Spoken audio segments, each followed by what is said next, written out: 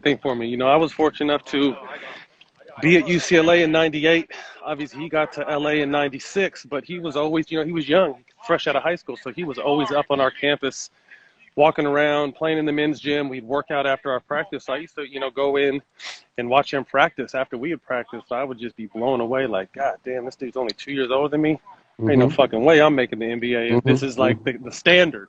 You know, little did I know he'd be one of the greatest ever. But, you know, so it went from admiration to me making the league and realizing that I've been watching him since, you know, he got to the league. And, you know, I always prided myself on defense. So I was just like, okay, well, shit, I'm going to have to guard this dude one day. So it went from that to just every time we would link up, it would just be a battle. You know, great offense is always going to beat good defense. I just wanted to make Kobe work every time. So if Kobe was going to score 30 on me, I wanted him to take 30 shots.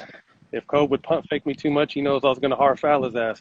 If he got by me, it was no easy layup. So, and I think he respected that about me. And all that kind of culminated in Orlando with the infamous ball fake. And that was a funny, crazy situation. You know, we were both headed to the playoffs that year. The Magic and the Lakers had played in the finals the year before. And everyone was expected to happen again. And it was just intense going into the playoffs.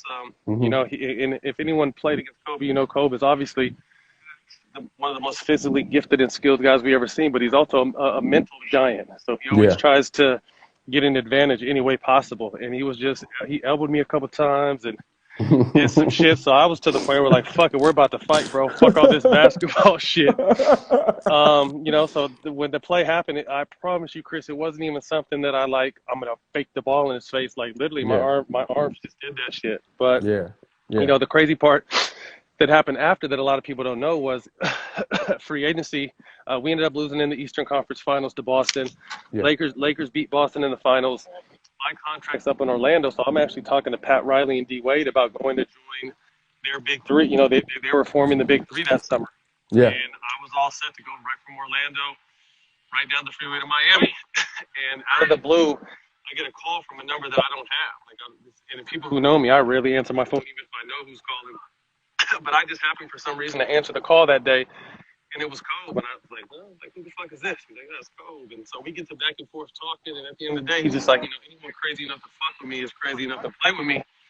Do you want to be a Laker? And shit, I'm a California kid. My favorite team was Showtime coming up, so I'm like, hell yeah. And like, no bullshit, like two or three days later, I was a Laker.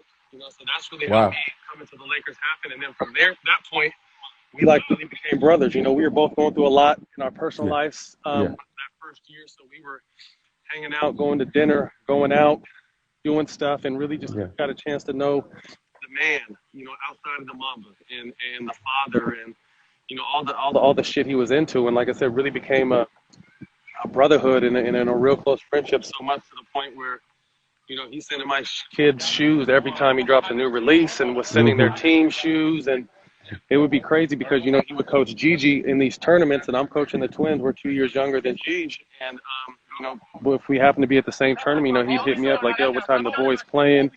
We'd go back and forth. And I tell you, even if we played maybe 2 hours before, Kobe would show up.